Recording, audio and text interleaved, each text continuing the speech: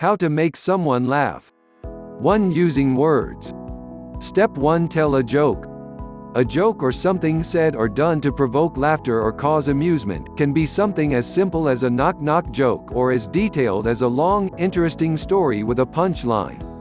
A knock-knock joke is a call and response where you engage your listener by asking, knock knock, and wait for them to respond with, who's there? For example, knock, knock, who's there? The interrupting cow. The the interrupting cow. The interrupting cow. Inside jokes, jokes shared between a few people only, are funny because they are relating a common experience amongst a private group. This mutual experience makes you happy and allows you to relate to someone in an intimate way, which can produce laughter. Keep in mind, jokes don't always have to be funny, they only have to provoke a response in the listener. To do that, you can simply tell a joke that relates to them, one that supports the way they think, makes them feel better about themselves, or reaffirms a friendship or bond. Step 2. Use puns. Puns are a form of wordplay which forces the listener to think twice about the meaning of a word or phrase. They may be an easy starting point, but keep in mind that they only tend to go over well if the person has an interest in the subject of the pun. For example, did you hear about the guy whose whole left side was cut off? He's all right now. I'm reading a book about anti-gravity.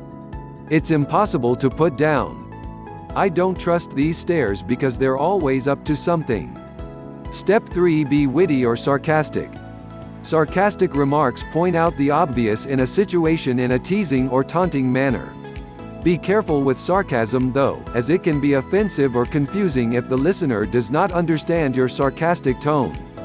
Work on your sarcasm by first learning to recognize when someone is being sarcastic, and then try to imitate or mimic their tone, language, and remarks.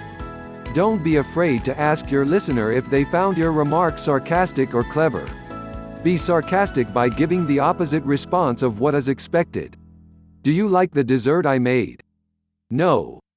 It's absolutely horrible. This pokes fun by pointing out an obvious truth. Sarcastic remarks can be made to point out an absurd assumption. Is my car in the driveway? No, last I saw it was at the bottom of the lake. Step 4. Use a one-liner. A one-liner is just like what it sounds, a joke told in a single sentence. For example, I started out with nothing, and I still have most of it. Step 5. Use a comeback. A comeback is a one-line joke, usually told in response to teasing or mocking. The best comebacks are told in the moment, and with rapid delivery so that the person who said the original remark is thrown off or surprised. For example, nice wig, Janice. What's it made of? Your mom's chest hair. Step 6. Be self-deprecating. This means you tell jokes or make remarks to make fun of yourself. One benefit of this type of humor is that it may lessen your chances of being made fun of for the things you point out about yourself. Point out your obvious flaws. If, for example, you're tall for your age, make jokes about it so people around you feel more comfortable and are less intimidated by your height. Joke about personal disadvantages. If you are in debt because you are a shopaholic, make jokes about your inability to stop purchasing your 200th pair of shoes. Joke about your quirks. If you have a fear of slugs and know it's irrational, joke about it. People laugh at things that seem absurd or ridiculous, especially when you are willing to also poke fun of your own absurdity. Step 7. Use a Freudian slip. This is a type of joke where you accidentally insert an out-of-place word from your subconscious into your speech. These can be done intentionally, but are funniest when they are accidental. For 7.5 years I've worked alongside President Reagan. We've had triumphs. Made some mistakes. We've had some setbacks.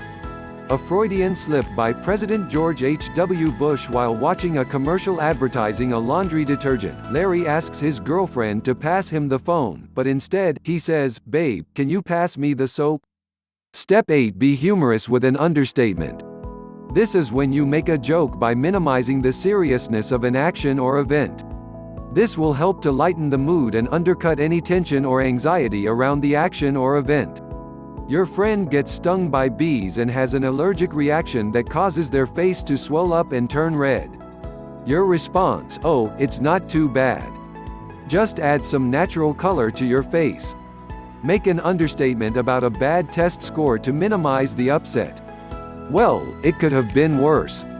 We could have been in there for 10 hours instead of 3. 2. Using actions. Step 1. Do a funny impression of someone.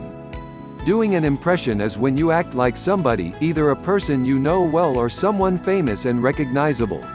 For example, if you're trying to do an impression of the actor Christopher Walken, focus on mimicking his voice as he is known for his striking, dry tone of voice.